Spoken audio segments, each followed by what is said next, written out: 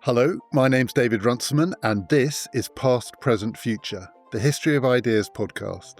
Today, it's the start of a new series of conversations. I'm going to be talking to the political historian David Klemperer about what we're calling political conversions, the stories of people who have switched sides, switched ideologies, swapped out one worldview for another.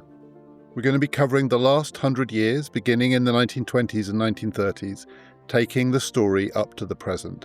Today, we're talking about the switch from socialism to fascism, and we're concentrating on one notorious case in particular, the story of Oswald Mosley. David, we're going to begin this set of conversations about political conversions, people who switch sides, instances of political volte-face, big turnarounds in people's political outlook, with a notorious case, Oswald Mosley. We're going to bring in some other people too. Mosley is notorious, and it's easy to sum up the big shift. In 1930, he was a minister in a Labour government. By 1932, he was leader of an organisation called the British Union of Fascists. He was Britain's leading fascist. And it happened pretty fast. But with Mosley, one of the complications is that wasn't his only switch in his career.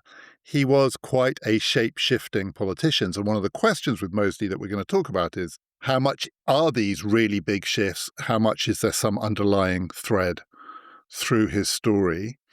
We should start at the beginning. How would you characterize the kind of politician that Oswald Mosley was when he first entered politics, entered parliament, first made a name for himself? Because one of the things we need to say about him is he started out as a Tory. So we've got to get from Tory to Labour to New Party to fascist and beyond.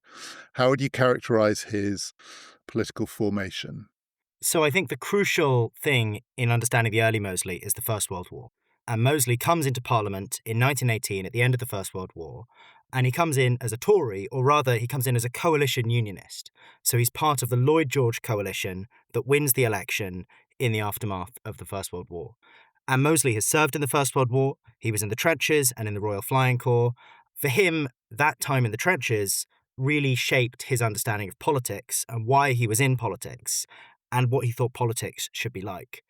I think absolutely central to understanding Mosley's politics in this period is that his political identity is more generational than it is partisan. He sees himself as part of a new generation who have served in the war and are going to remake British politics. And he's inspired to some extent by Lloyd George. He really believes this idea of creating a land fit for heroes.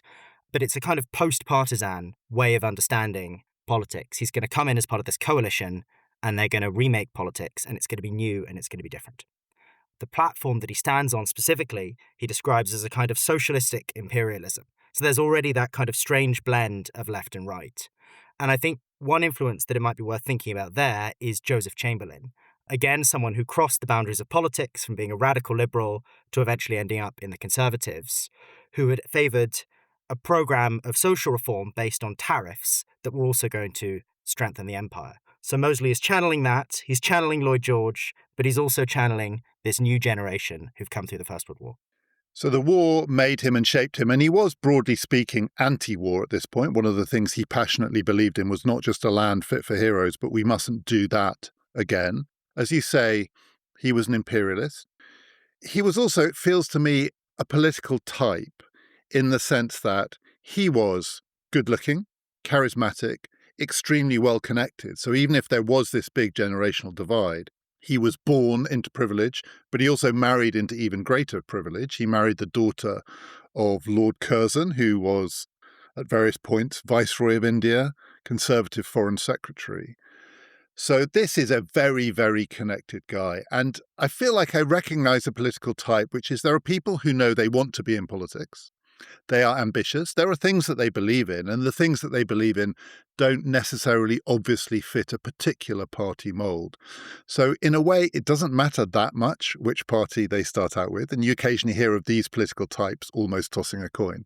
But you've got to pick a party, and he picked the Conservatives. I think what's unusual about him is he was very young. He was the youngest MP in the House of Commons when he entered the Commons, is that he switched so quickly. In the sense, such politicians do often end up changing sides. But the first switch he made from Tory Conservative Unionist to Independent to Labour, it happened pretty fast, didn't it? So what triggered it? Because for an ambitious young man quitting the Conservative Party when you're the son-in-law of Lord Curzon, it might be a block to your ambitions. That's absolutely right. And he was absolutely extremely well connected. I think from the moment he entered Parliament, he was interested in trying to move beyond the traditional political divides. He joined with new MPs in a kind of parliamentary club that was seen by many people as the basis for a kind of new centre party. But then the thing that pushes him to break ranks and leave the Conservatives is a very specific issue, which is Ireland. He is appalled by the way in which the British Army, and specifically the irregulars, the Black and Tans, are treating the population in Ireland as the British government attempts to suppress the Irish Republican Army, and he attacks the government quite openly on this issue. And I think that that's the kind of contingent thing that immediately pushes him over. But it's worth noting here that I think part of the story and part of the explanation has to be that he is a young man in a hurry, and he is someone who is very willing or even keen to tweak the noses of the front bench, to critique ministers. He'd already picked a fight with Churchill over whether or not the British Army's dress uniforms should return to being red. Not something that could be seen as a great issue of principle, but something that showed that he wasn't afraid to criticize people who it might not be a good idea to criticize, and actually kind of relished trying to make a name for himself and trying to have those fights. But in the specific instance, it's this issue of Ireland that leads him to cross the floor of the House and go into opposition. But he starts as an independent. He then joins the Labour Party, stands as a Labour candidate first against Neville Chamberlain, loses that contest but runs him very close, and then wins a Labour seat. How much of this isn't simply young man in a hurry, isn't simply wanting to make a name for himself, but beginning to lose faith in conventional politics as a means to achieve the things that he believed he went into politics to achieve? So there is disillusionment with the way that the British are behaving in Ireland. And he's a unionist, so he's doing this as a unionist, but he is shocked by the violence, which is ironic given where he's going to end up. But to join the Labour Party, Ramsay MacDonald's Labour Party, which is, after all, a new force in British politics, relatively speaking, the Labour Party has never been in government before 1924. How much of it is his beginning to sense that to make progress in British politics, you're going to have to move outside of the conventional bounds of what had been the traditional two-party system? The choice had been Liberal or Conservative. Joseph Chamberlain was on those two sides of that divide. Joseph Chamberlain never would have considered joining the Labour Party. So how and when do you think that more radical disillusionment with conventional politics entered Mosley's outlook? And is joining Labour part of that? Because Labour are not a conventional party at this point, certainly not for someone like Oswald Mosley. So I think with Mosley, there's always a combination of personal ambition and the desire for the new. And I think you can see that desire for the new and for a new kind of politics in his initial participation in the Lloyd George coalition. And the hope is in 1918 that this isn't just going to be a conventional Conservative government, that the coalition led by Lloyd George is going to be something genuinely new and different, and is going to be a departure from the traditional pre-war party politics. And so when he becomes disillusioned with that, there's a brief moment when it looks like he's going to join the Liberals. And the Liberals kind of see him as one of them. They say, well, he's this aristocratic guy. He is broken with the Lloyd George coalition. We're now his natural home. And for a while, he does seem to be cooperating with the Liberals very closely in Parliament. But I think what draws him to Labour is ultimately that Labour are the new and rising force.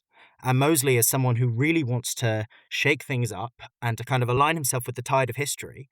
Labour in 1918 increases its share of votes and seats, but then in 1922 it does so very dramatically, and it becomes clear that they're moving towards a new kind of two-party politics, Labour against the Conservatives. And I think that's the context in which Mosley decides that as someone who wants a new kind of politics and wants something that is, as he'd always sort of said, more socialist, that Labour is a place that it makes sense for him to go. So in 1924, he joins the Independent Labour Party, the left wing of the Labour Party, which is often the way in for kind of more radical intellectual types. and finds himself in the labour movement.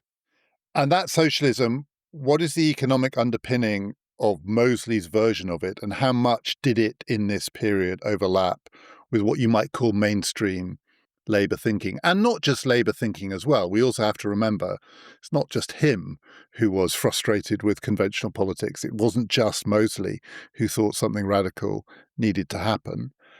Where did his economic outlook fit in the spectrum of British political opinion at this point?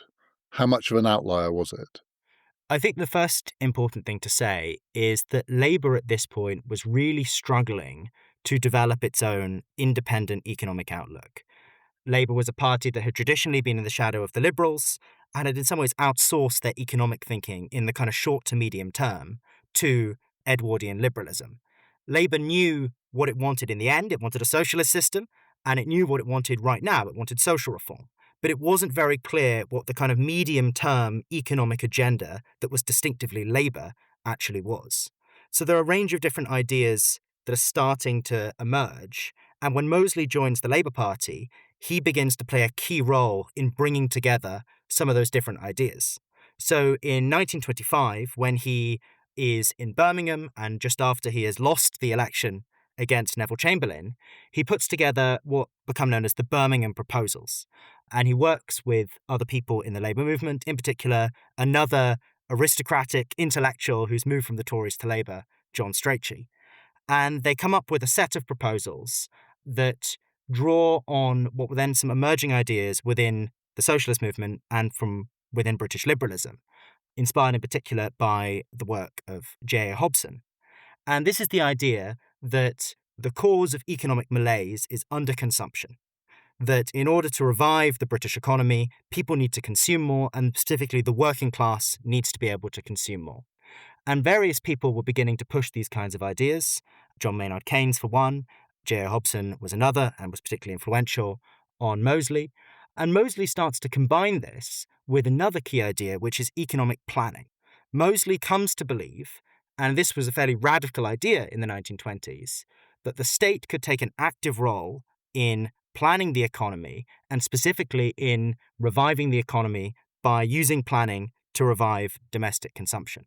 So the Birmingham proposals center on the idea that the state will take over the banking system and then use the banking system to assign credit in such a way as to boost the purchasing power and living standards of the working class and thus revive British industry. And so what Mosley is doing is he's bringing together new but important ideas that are at that time circulating on the British left and trying to craft a coherent package with them.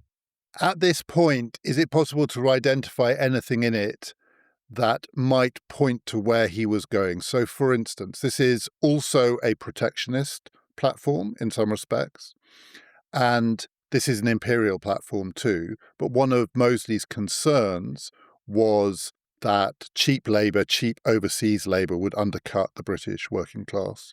Was this a programme designed to protect white working class Britons against cheap foreign labour? Was it in any ways a programme that, as well as being inspired by Keynes and other British ideas, had started to look to what was happening in Italy? Is there any sense at this point in which we can see where he might be going, or is that far too premature? I think at this point that would be too premature. So while there are certainly some protectionist elements to Mosley's thinking, this program is not as protectionist as the later programs he would push when in government and then in the new party and in the British Union of Fascists. And this is a program that I think at this point, Mosley is very much fishing within the pool of the British left for his ideas. And Mosley is always, throughout his career, an imperialist, and I think someone who we can see always had a certain level of racist attitudes. And so that's certainly there. But given the context in which this program was put together and the people he put it together with, specifically John Strachey and other people within the ILP, I don't think it would be fair at this point to characterize the Birmingham proposals as the kind of syncretic, beyond left and right program that would eventually become the basis of Mosley's politics. So the protectionist elements are much less substantial than his later programs. And this is also a program that frames itself as an advance towards socialism. So it's not an alternative to traditional left-right politics. It's an attempt to give socialism a short to medium-term economic program. And it probably also should be said, so the term fascism, which we're going to come on to clearly, does very much change its meaning from the 1920s to the 1930s. When Mosley was doing this, Hitler wouldn't have entered his consciousness. But people were very interested in Mussolini. Keynes was very interested in Mussolini's fascism. It was one of the experiments in post-war politics that people were very curious to see how it might go and whether there were any ideas. And after all, it itself came out of a form of socialism, kind of syndicalism, whether there were any lessons that could be learned there. So for someone to be what you might call fascist curious in the 1920s, by no means would put them outside the pale of a political system in which people were looking for new ideas and fresh ideas. But you said just there, the proposals in 1925 didn't go as far, not just as what he advocated for the new party and then the BUF, but even what he advocated in government. So in 1929, a second Labour government is formed. And at that point, Mosley, who I think had been hoping for one of the big offices of state, becomes a kind of minister without portfolio. But he is a government minister in Ramsay MacDonald's second government, and we are on the cusp of the Great Depression. What shifts in Mosley's politics when he actually experiences government from the inside under very difficult circumstances? I think you're absolutely right to highlight that Mosley was somewhat disappointed with the position he found himself in. When he joined the Labour Party, he was feted as this exciting new recruit. His aristocratic background meant that he was seen by many people in the Labour Party as proof of the party's kind of respectability and proof that it was the rising force. And his success in running Neville Chamberlain very close in Birmingham and then in winning a big majority in the Smethwick by-election in 1926 means that he is able to present himself as this rising figure. And so some people even think that he thought that he was going to become foreign secretary in the government, which was not the case. And there's in fact a story from another cabinet minister who went in to see Ramsay MacDonald. And this cabinet minister, A.V. Alexander, said that he would basically be happy with any position. And MacDonald said, well, that's quite a contrast with the person who just went out. And the person who just went out was Mosley, who was deeply dissatisfied with the position he'd got.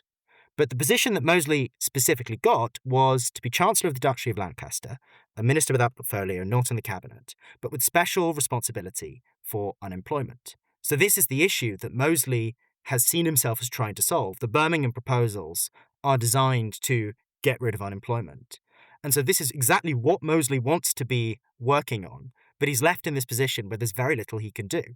And then the Great Depression hits, and suddenly the issue of unemployment goes from being one issue amongst many to being one of the central issues of British politics, because the numbers of unemployed people start rising rapidly into the millions.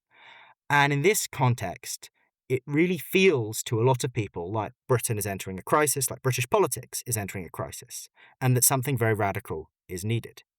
And this is the context in which Mosley draws up what becomes known as the Mosley Memorandum.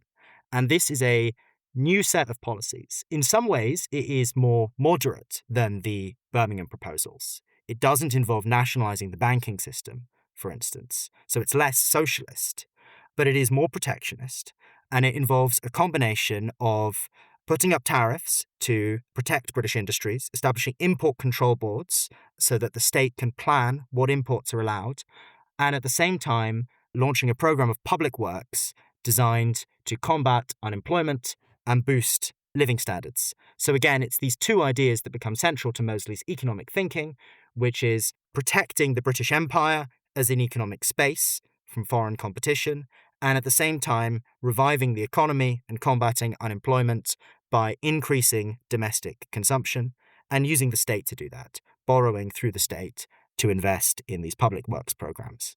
And the second part of that, is it straightforwardly Keynesian? I mean, Keynes himself recognised it was Keynesian, at least to some degree. The first part of it, the imperialism, could go in lots of different directions. But would Mosley at this point have looked like a Keynesian acolyte within British politics? Yes, absolutely. And he was writing to Keynes about this and often getting Keynes's approval for specific aspects of his plans. This was a Keynesian programme, and subsequent historians who have sometimes been very sympathetic to Mosley in this period, the historian Robert Skidelsky, who wrote a book about the failure of MacDonald's Labour government to combat this crisis, and later wrote a biography of Mosley, sees Mosley as the hero of the story of the second Labour government, who had the Keynesian programme that could have resolved the crisis, but wasn't allowed to put it into practice. And so what Mosley has is a Keynesian programme, it's also a protectionist programme, but there's also a third aspect that begins to make it more controversial, which is it also includes plans for parliamentary reform. Mosley becomes dissatisfied not just with the existing political elites, but also with the political system. And he starts to see Parliament as an institution that isn't functioning well. And so as the Mosley Memorandum develops, as it's this document that is being discussed in government, Mosley starts introducing ideas for streamlining the process of government to enable it to tackle the crisis more effectively.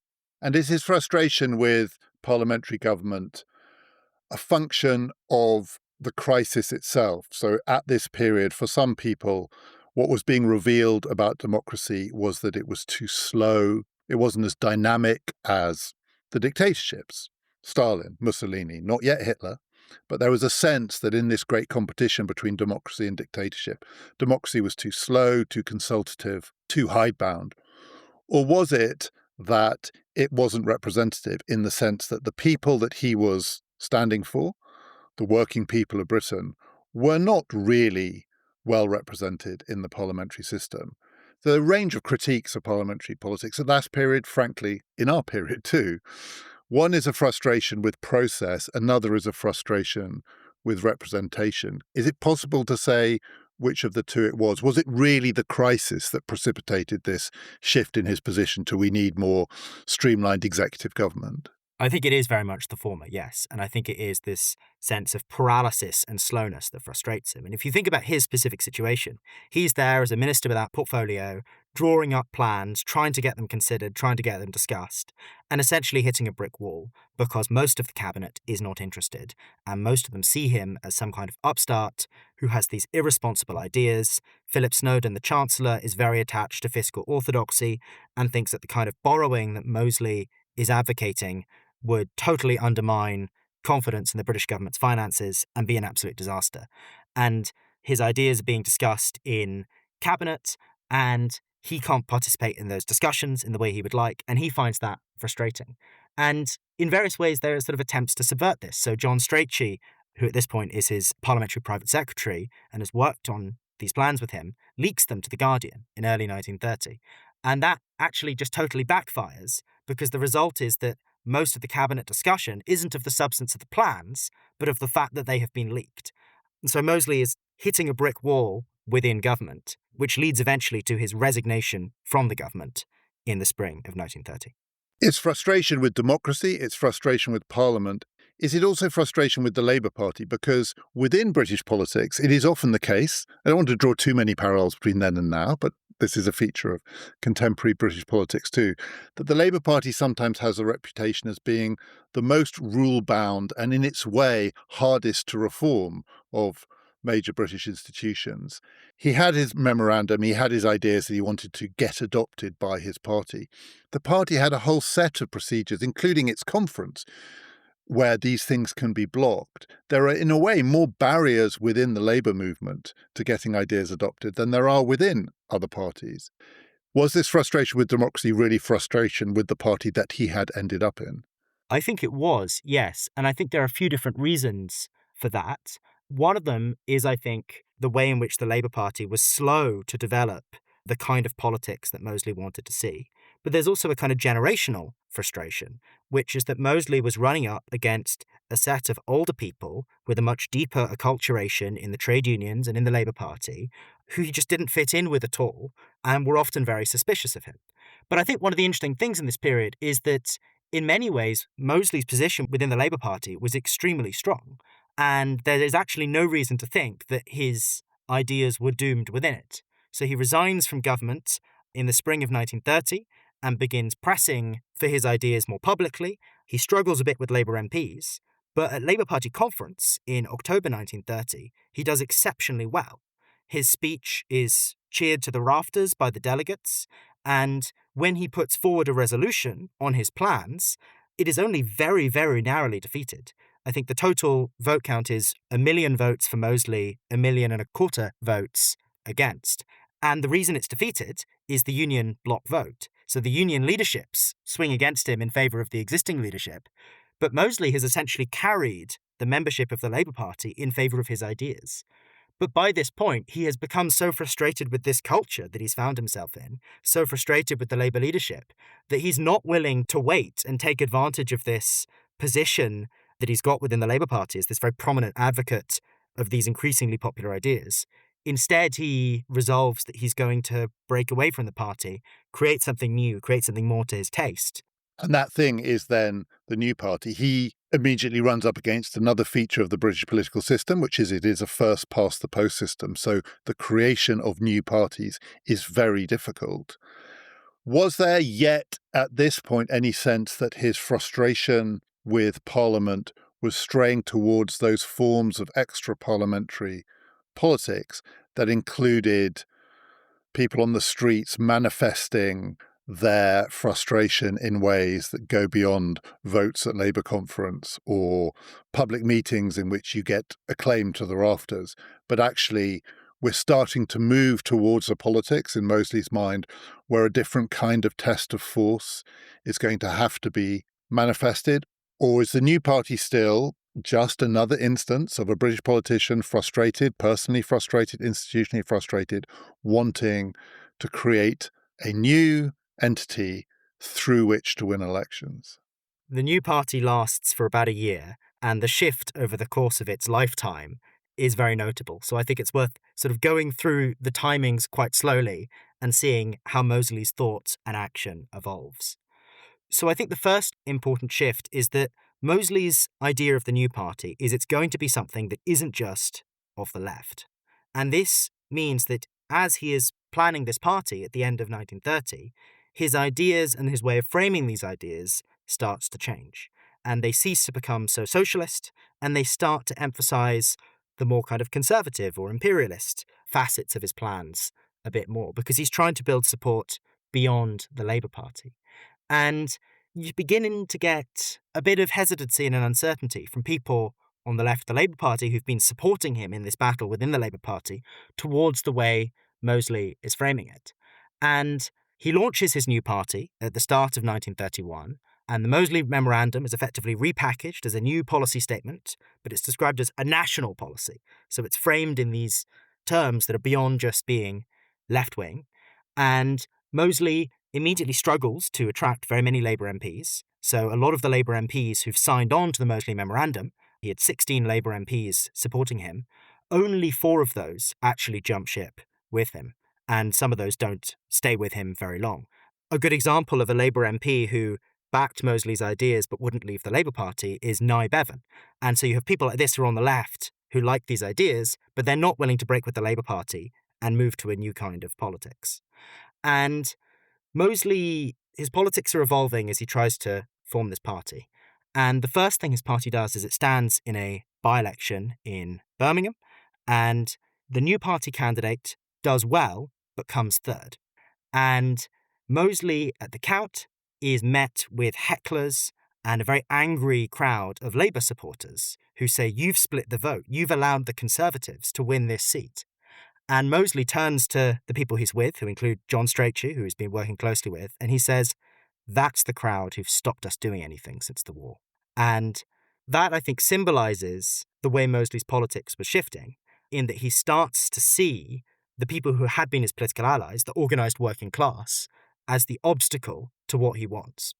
And so the new party becomes not just the advocate of a different economic strategy, or even of the kind of parliamentary reform he's now talking about, which is becoming increasingly authoritarian and centred on the idea of a small cabinet that would rule by decree. But it starts positioning itself in this syncretic way against the organised working class, as well as against the traditional capitalist interests. And by the organised working class here, we mean essentially the trade union movement. The trade union movement and the Labour Party, which he starts to see as increasingly controlled by the communists. Well, not controlled by the communists, but infiltrated by the communists. And so he starts to treat the movement he's been part of very recently as something potentially kind of anti-national. And the new party contains a lot of left-wing people who become increasingly uncomfortable with this kind of rhetoric. And Mosley is also responding to the hostility that he has from the left. So there's that by-election, but increasingly over the course of the year, when he's organizing these rallies, and he's a great platform speaker, so his main method of propaganda is to hold these rallies, but he finds that they're being disrupted, often by communists, but often by people on the broader left. And it's at this point that he starts thinking, I need some kind of paramilitary force to defend my rallies against these left-wing activists. And he starts recruiting a youth movement whose purposes are explicitly to defend his rallies by force. And as he's talking about this with his allies, the potential purpose of this begins to become a bit broader. And they start talking about, well, if in this moment of crisis, British politics starts to really fall apart and there's a revolutionary situation, then maybe our paramilitary movement will be able to step in and save the situation. So over the course of a year, the new party moves from a party devoted to a particular political and economic reform project to a party that is framing politics in increasingly apocalyptic terms and relying on groups of young men who are willing to commit violence to defend the leader. How much of that is an assumption that you alluded to there, that the Great Depression is getting worse, unemployment is rising, the situation is becoming in many ways more unstable. The Labour government itself, the minority Labour government, is in the process of falling apart to be replaced by a new kind of national government, which isn't a Labour government at all. How much at the background of someone like Mosley's thinking is the thought that actually the stakes are getting much higher and really there is a choice coming in which the centre of British politics is going to be completely squeezed. And actually it is going to be paramilitary against paramilitary. So you use the phrase a revolutionary situation. And we've just started talking only at this point in the story about anti-communism as being one of the driving forces of this movement.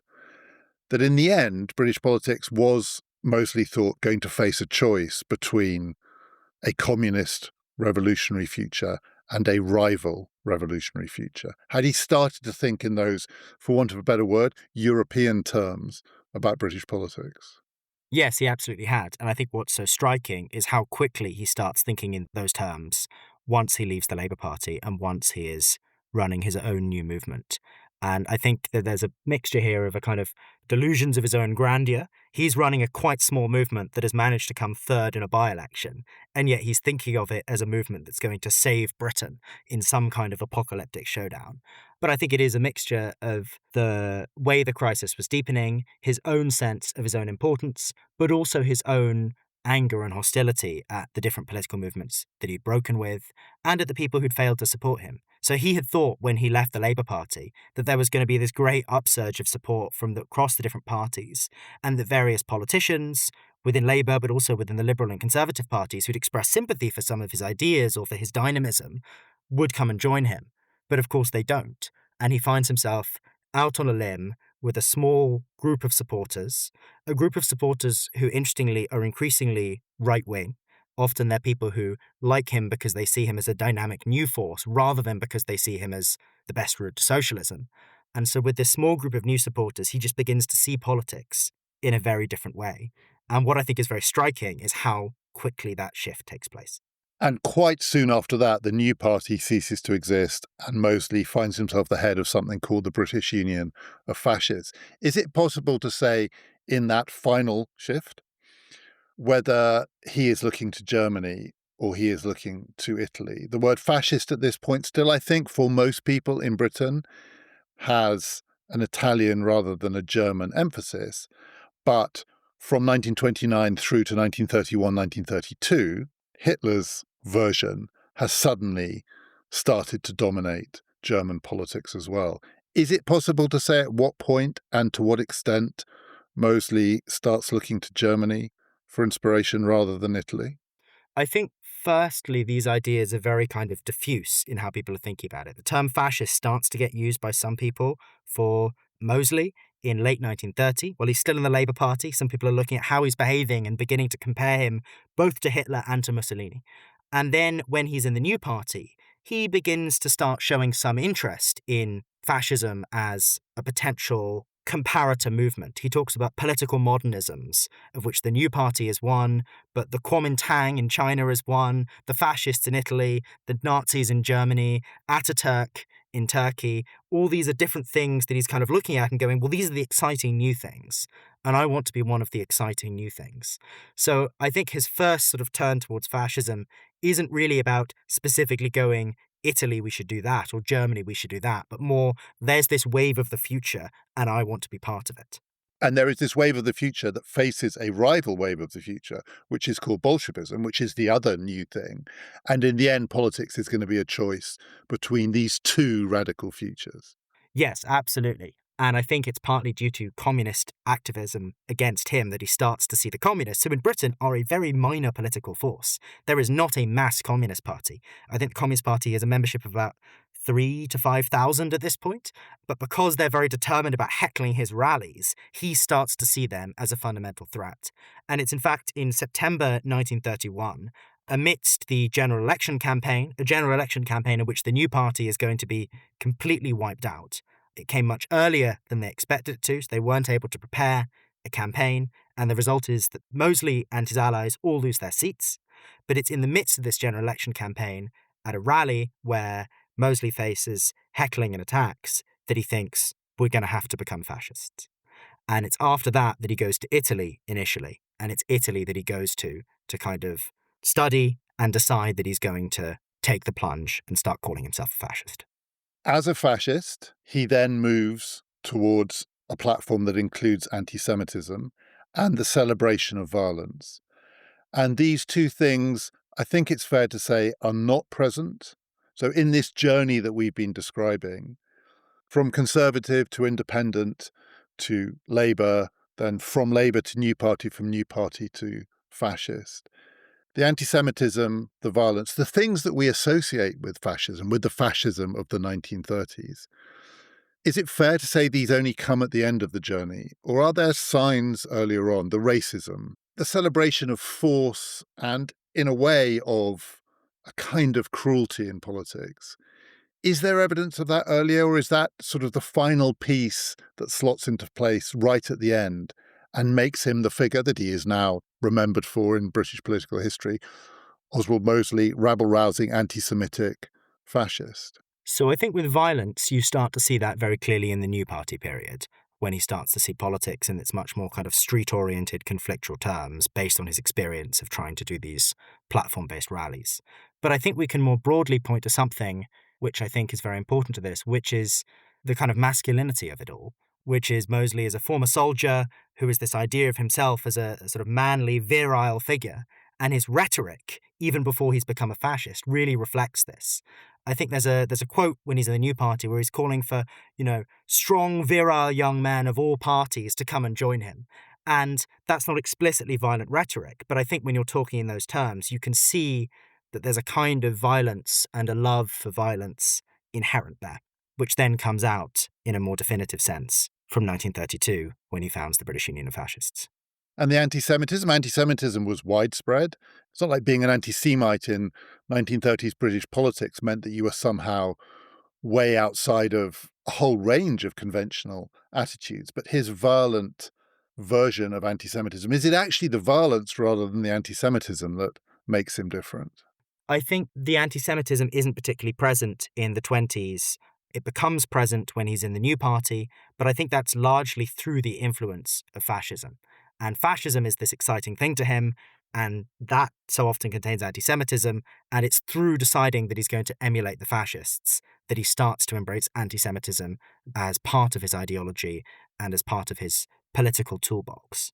And of course, once he starts calling himself a fascist, once he founds the British Union of Fascists, the people he's surrounding himself with include some very extreme anti-Semites.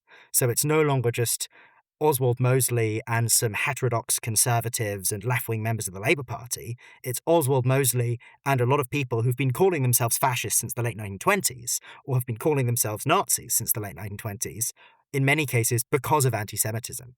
And so Mosley is coming to anti-Semitism through his interest in fascism, but he's joined by a lot of people who are interested in fascism because they're interested in anti-Semitism.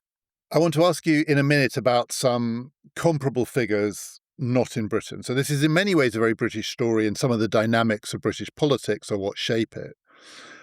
But before we make those comparisons with France, with Belgium, I mean, there's the other thing to say about Mosley's character. It's not just his charisma, his virility. I mean, I don't know what the word is for this. I want to use a very old-fashioned word. He was a bounder. I was going to say cad. Yeah, Stanley Baldwin called him a wrong'un, which is one of my favourite English phrases. He was a wrong'un. His love life was, again, to use an old-fashioned term, pretty rickety before he ended up with Diana Mitford, Diana Mosley, his first marriage to the daughter of Lord Curzon. He also had a long affair with both her sister and her stepmother. There's in fact a story that he was talking to his friend, and he said, I've had to come clean with Simi, with his wife, about all my different affairs, and I've told her about every single one. And she was so upset, and she went, but those are all of my friends. And Robert Boothby, his friend, who he's recounting this to, says, why did you do that? And you really told her about every single one. And he says, well, not her sister and her mother-in-law, in fact, but everyone else. So how much of his being frozen out? Because after all, as you say, it's very quick, the move from possibly being the future of the Labour Party, or if not the future of the Labour Party, possibly being the figure around whom a new political movement could emerge that might be successful in democratic terms, to being a complete outcast and pariah, which is, of course, where he ends up. How much of that is character and personality rather than ideas, to the extent that, and this is true of many people of his political type, other more conventional politicians are wary, I want to use the phrase of getting into bed with them, politically anyway, because these people are not to be trusted. They are not to be relied on. If you are going to reinvent British politics, he has the charisma, he has the ideas, he might even be right about a lot of things, although he ends up being wrong about almost everything. But he is a cad, a bounder, a wrong'un. He's flaky. He's not to be trusted. He is amoral and possibly even immoral. He's a bad person. And in politics, everyone's bad to a certain extent, but some people stand out as being particularly unreliable. Do you think the aura around Mosley was part of what pushed him out? I don't think that he was pushed out, but I don't think you can understand his transition without understanding it primarily in terms of his own bad character. Leaving the Labour Party in the way he did was an act of colossal hubris and narcissism. And I think it is that hubris and narcissism that draw him towards fascism. So I don't think it was the case that he was shunned politically and that's what drove him out. The reality was almost the opposite. He was very successful politically, but he wasn't successful enough for his own liking. He was doing well within the Labour Party. Had he stayed in the Labour Party, there's a world in which he could have become leader of the Labour Party, could have become Prime Minister. But it wasn't happening fast enough, and it wasn't happening on his terms. And for Mosley, it had to be fast, it had to be now, and it had to be exactly on his terms. And that is what drives him out, and that is what makes him turn to a creed that makes him the leader and the person whom everyone has to obey. So I want to ask you about two comparable figures. And one of the interesting things about these three men, so one is Marcel Déat, a French socialist who became a fascist. Another is Henri de Man, a Belgian socialist who became a fascist. Is people listening want to quickly Wikipedia them. They all look very similar. They actually all look like a certain type of cad or bounder. I don't know if the other two were cads and bounders to the extent that Mosley was, but what they were all, in their different ways, were people on the left of politics in the 1920s and or early 1930s, through the crisis of capitalism, who embraced ideas like planning, like deficit spending, who wanted to tackle unemployment because the fear was the alternative to that was something far worse, maybe even a Stalinist or communist takeover.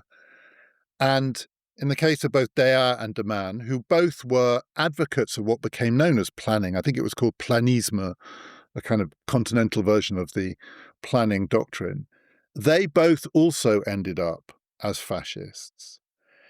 Can you see a pattern across these three? So we're not going to go into the other stories in anything like the same depth, but here are these three men who take a similar journey. It's not quite as dramatic in the other two cases as it is in Mosley's case. But of course, in another respect, it is even more dramatic because Unlike what happened to Mosley, which was to fight his fight in Britain in the 1930s, to lose it, and then to find himself in a country that is at war with fascism and essentially to be interned. These other two are in countries that are invaded by Nazi Germany and actually have opportunities to collaborate.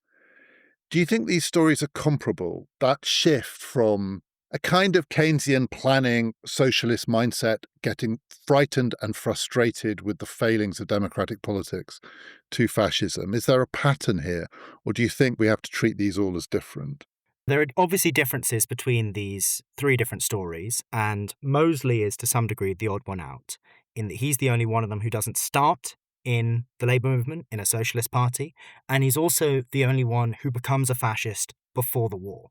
But I do think there are important parallels. In all three cases, we have these young intellectuals who have served in the First World War and have been very shaped by that experience of the war and come into very traditional, old-fashioned social democratic parties. And in the 1920s, all three of them are trying to develop new ideas about what socialism is about in the short to medium term. They are in parties that say that they're for revolution, but not now. They're not communists, these parties. They're not saying they should immediately have an uprising, but they are saying that they eventually stand for a socialist system. But to Mosley, Dayat, and Deman, the question is, what are we advocating in the short to medium term? And they're all involved in efforts within their party to come up with an answer to that. And so all three come up with what we might see as early versions of what became post-war social democracy in the form of mixed economies, economic planning, the idea of a system that sits somewhere between capitalism and a kind of fully socialist system. And all three get into fights with their parties over this in the context of the 1930s. So Mosley is the first to leave his socialist party, the Labour Party, in 1931. Marcel Dayat gets into a fight with the French socialists in 1933. Interestingly, in his case, it's over how to respond to fascism. And Dayat is arguing fascism has just taken over in Germany. We are under immediate threat. Democracy could collapse. And we don't have an answer because we don't have anything to offer people right now. We only have a story about what socialism will be like in the future. We don't have something that we can say, this is our answer to the crisis. We can only say, hold on and wait for capitalism to fully collapse, and then socialism will come. And Daya was saying to the people in his party, we don't have time for this. We have to have an offer right now. And we need to be learning from the movements that do seem successful. And so he was pointing to Germany and Italy and saying, we don't like these as political regimes, but they do seem to have done something about the economy. They do seem to have found a way to use the state to counter the crisis, and we need to learn from that. And this results in Daya leaving the French Socialist Party and founding his own movement. And what's interesting is how, like Mosley, once outside of the Socialist Party, once he's not within that broader left-wing contexts, it becomes much less clear whether his politics are left-wing or right-wing. Now, he stays in this kind of ambiguous, liminal, sort of heterodox left position throughout the 1930s. But when Germany conquers France in 1940, this is the kind of trigger for him to then fully embrace fascism and say, fascism is what has won, fascism is a national socialism, and this is what we need to do in France. And it's similar for Deman in Belgium. So I think what we can treat all these men as an interesting window into the ways in which European social democracy in the 1920s and 1930s was struggling to adapt the situation it was facing fast enough, with the result that a lot of its most ambitious and innovative intellectuals look for new kinds of politics in the early 1930s. So I want to ask you about two things, one of which is this a distinctively intellectual story in the sense, is one of the things that marks these men out is that they were men of ideas and that there aren't really comparable examples of more practical politicians making this journey?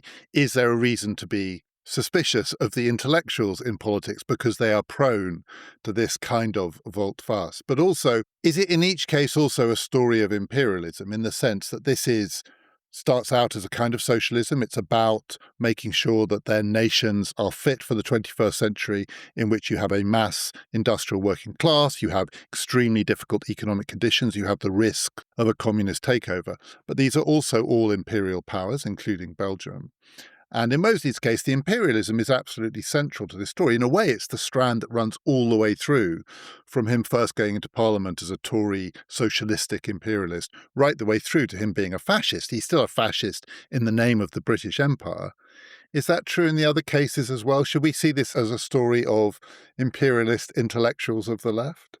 I don't think it is so true in the case of the other two intellectuals, in that I don't think de Man or Dayat saw themselves as defending the Belgian Empire or the French Empire. They were operating in countries that had empires, but these empires were quite separate from what they were thinking about. Their views on colonial questions were basically the views of the conventional centre-left at the time, which was, we in theory support some kind of liberal reform of the empire, but we're really not thinking about it very much. So I don't think you should see those two as having a particular imperial dimension to their thought. I do think, though, that this is a story about intellectuals, because I think what frustrates these people is the intellectual inflexibility of the parties that they're in. They're in parties with fixed belief systems that, in their eyes, don't seem to be capable of being adapted to the new challenges that social democrats were facing in the 1920s in terms of the Great Depression and the rise of fascism. In the case of Dea and de Man, as you say, it comes later, and in a sense, in both cases, the full embrace of fascism only comes in the face of German occupation. But this is also a story about power. It's a story about a kind of infatuation with power. It's true in Mosley's case, too. One feature of fascism is a sort of intoxication with raw power, power in its rawest form. We don't know what would have happened to Mosley if Hitler had invaded Britain successfully. Unsuccessfully, he would have suffered the fate he did suffer, but successfully, we don't know. But in the case of the other two, do you think this is also simply a story in which their ideas proved adaptable and in some ways superficial in the face of what they were really interested in, which was power? And when they encountered power in its rawest form, that's when they made the final step. I think that's right. I think all three were very arrogant men who believed that they were entitled to power and were very much grasping towards it, and see fascism as the thing that is going to give them power. So Marcel Dayat, during the occupation of France, is continually hoping that the Germans will just put him in power and that the Germans will give him France to reshape as he sees fit. And I think it is also true that all three of these men are intellectuals, all three of them have serious ideas, but when they break from the socialist parties that they're part of, their ideas become very vague very quickly. So if you read Dayat's book from 1930, it's a very kind of serious, thoughtful assessment of social democratic politics that I think we can see a lot of parallels between what Dayat is saying in 1930 and what serious British social democrats were saying in the 1950s. But if you look at what he's saying after he's left the Socialist Party, it's all become a lot more vague, a lot more rhetorical. The economic ideas that were previously worked out in detail have kind of become a lot more vibes-based. And he's no longer saying, well, this is a kind of working class politics. He's saying all the good people in the nation can unite behind this very vague program. So the kind of political precision really falls away after they leave the party they're in and they start grasping around for political allies. It's the same with Mosley. The Mosley Memorandum is a serious policy document, but the kind of arguments he's making about economics once he's the leader of the British Union of Fascists, a lot of the kind of superficial ideas of the Mosley Memorandum are there, but they're now put into this broader framework that is much less clear about how this would actually work in policy terms. It talks about a corporate state, and it's very unclear what that actually would mean. And likewise with de Man, once he becomes a supporter of German occupation, his politics become much more vague, much less clear. All of these men were producing very detailed policy blueprints when they were socialists. But as soon as they leave the Socialist Party in the quest for power, they just start looking around for what can possibly take them there. And in the case of Dayat and de Man, it was the German army. I should maybe say at this point that at the end of this series of conversations, we're going to talk about contemporary parallels, how these stories play out in the 21st century. So if any parallels spring to mind among people who are listening, we will come back to that, because as you were speaking then, I did find myself thinking of one or two contemporary politicians. But I want to ask you one last question about this move to fascism, because we can also misrepresent it in the sense, here we are, we've found three significant figures of the 1930s, significant figures first within socialist movements within their countries, and then outside those movements, who became fascists. But they were very much the exception. There's something in common between these three, but it's only three. There were others, but this is the exception, not the norm. Most people did not make that move. Of course, some people, when the Germans invaded France, invaded Belgium, faced different kinds of choices about collaboration, but that's a different question. This is not a question of collaboration. This is a question of an intellectual embrace of a set of ideas by people who had previously believed some of those things, but by no means all of those things. So what do you think it is? It's a very hard question to answer, and it's partly a question of biography, psychology, luck. What do you think it is about these kinds of politicians that allows them to make that leap? Do you think it is really a question of personality and personality type? Or do you think within that constellation of ideas, in the case of these three, their frustration with the slowness of democracy, their desire to plan in a way that allowed them to get a grip on a situation they felt was running out of control, their fear that other people would come in and get a grip, the people who, in their minds, were the enemy? Do you think within the constellation of ideas, you would be able to pull out a few and say, if these ideas come together in this kind of situation, that's what turns these kinds of intellectuals fascists? Or would you say, here's a story of three wrong uns? I think I would say something closer to the latter. So I think we can say that there are particular constellations of ideas that are more susceptible to being taken in a fascist direction. But I think we should be very wary of treating these ideas as inherently proto-fascist. And we can see that so many of the people who in the 30s were following Mosley, following Dea, following de Man, even them following them out of socialist parties, don't become fascists. At some point they say, this isn't what I'm here for, and turn around and go back into the parties they were in before or do other kinds of left-wing politics. But I think what we can see with all these three men is they are arrogant, ambitious men who feel frustrated, who feel thwarted. Mosley thought he could solve British politics and that older men were stopping him and getting in his way and not letting him do it. Marcel Dea felt snubbed by the leadership of his party. There's an argument that his break with socialism was predetermined when he sent a copy of the book that he wrote in 1930 to the leader of the Socialist Party with a kind of effusive inscription and got no reply. And his book wasn't even reviewed in the party's official paper. And from that moment, he was angry, resentful, and felt that he should be listened to. He had the right ideas. And it was that, I think, that drove him out of the party and drove him towards fascism as the thing that could give him the route to power. So I think this is a story of arrogance and frustration and how people who have ideas that could be taken in a fascist direction, when they are arrogant and frustrated, are led down that path.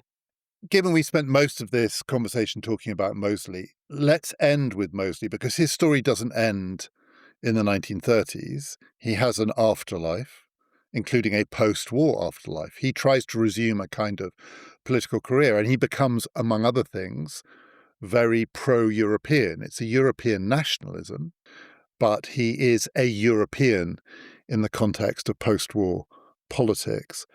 Is there a thread that runs all the way through Mosley's career? So there is a temperamental thread. He never stops being a wrong un, I think it's fair to say. I can't comment on the second marriage to Diana Mosley, but his character type seems relatively fixed. But is there a thread in the things that he's interested in? And how does he himself come to think about his own history and the way that his own history gets written? I mean, you've mentioned someone like Skidelsky arguing that he's the lost hero, despite his later fascism. He's the lost hero of the labour movement at the beginning of the slump in the government of 29 to 31.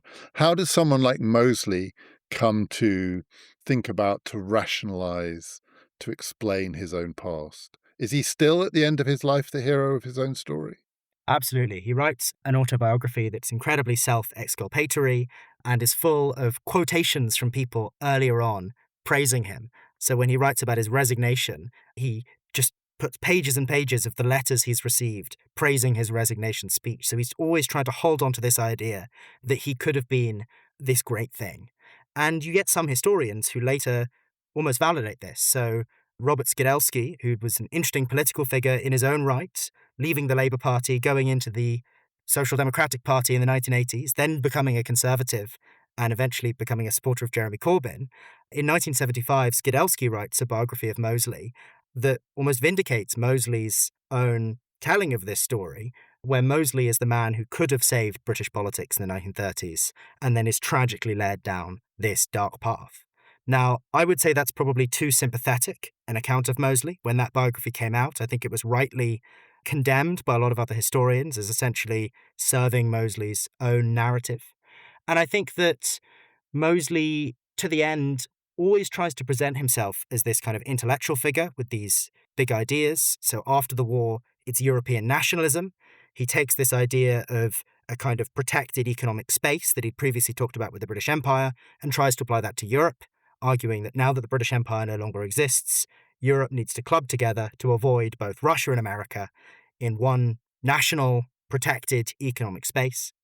But at the same time as he's got this kind of intellectual self-presentation, he is doing the dirtiest and nastiest kind of politics. So Mosley's post-war party, the Union Movement, talks about European nationalism, but every time it actually tries to do political activism in the streets or at the ballot box, it becomes about racism. So Mosley stands for Parliament in 1959 for the last time in Kensington North, explicitly on a platform of repatriating West Indian immigrants. So there's always this kind of double side of post-war Mosley. Oh, I'm this wronged intellectual who could have saved everything, but at the same time I'm engaging in the nastiest kind of gutter racist politics. And did he see his fascist phase, the thing for which he is remembered? If you ask people now who or what was Oswald Mosley, if they've heard of him, what they know him as is a fascist. He was Britain's fascist. He was Britain's would-be Hitler. But did Mosley himself see that phase as just a phase? In his own mind, was he in some ways just an accidental fascist? He was a Mosleyite. He was the person who believed the things that Oswald Mosley believed. Did he seek to distance himself from his fascism as something that happened in the 1930s, or was it always central, do you think, to his political identity? It remained central, and what, in fact, he did was he tried to present fascism as the logical conclusion of the politics he's always been advocating in the 20s and 30s. He tries to present it as a story of consistently, really, coming to its culmination in fascism, which, he later acknowledged maybe Hitler wasn't perfect in every way, but he doesn't disavow the basic ideological position he'd come to by the 30s. So not an accidental fascist, an actual fascist.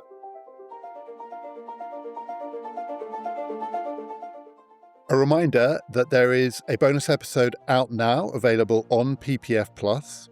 I'm talking about the myth of the 1945 general election. It has some connection to some of the themes that we're talking about in this series. If you'd like to get it, and all of our bonus episodes, and ad-free listening, and automatic sign-up to our newsletter, and no more messages like this one, you know what to do. Click on the link in the show description, go to ppfideas.com. Next time in Political Conversions, I'm talking to David Klemperer about a different set of journeys from a similar period, the 1930s and 1940s. We're discussing people who became and then ceased to be communists. What caused them to start? What caused them to stop? That's next time. This has been Past, Present, Future.